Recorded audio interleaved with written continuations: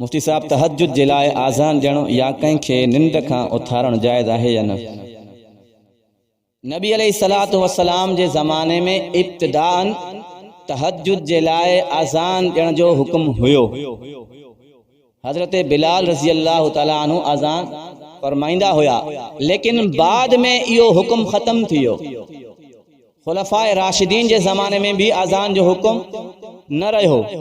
हिन ज़माने में जेकॾहिं को तहज्जुद जे लाइ आज़ान ॾे थो त इहो सुन्नत जे ख़िलाफ़ अमल आहे, आज़ान न ॾिजे। ऐं जेकॾहिं उथारण जो मसलो आहे तहज्जुद जे लाइ त उन में इहो आहे त जेकॾहिं तव्हां चंद ॾींहंनि जे लाइ पंहिंजी तरबियत जे इरादे सां काॾीं विया हो,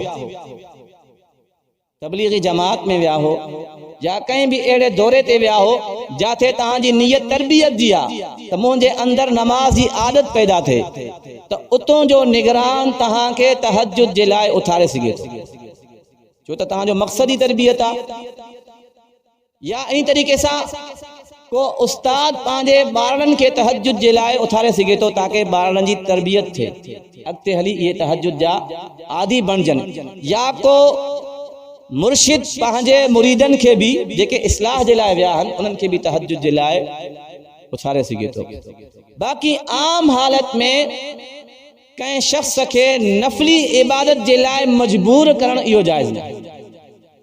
आम हालात में जबरदस्ती कंहिंखे ज़ोरी तहज्जुद जे लाइ उथारे करे तहज्जुद पढ़ाइणो या का भी नफली इबादत आहे उन जे लाइ कंहिं इंसान जे मथों ज़ोर ज़बरदस्ती करण इहो दुरुस्त न आहे। हाँ, तरगीब दे सको था, लेकिन जोर जबरदस्ती फर्ज इबादत में तहां जोर जबरदस्ती करे सको था।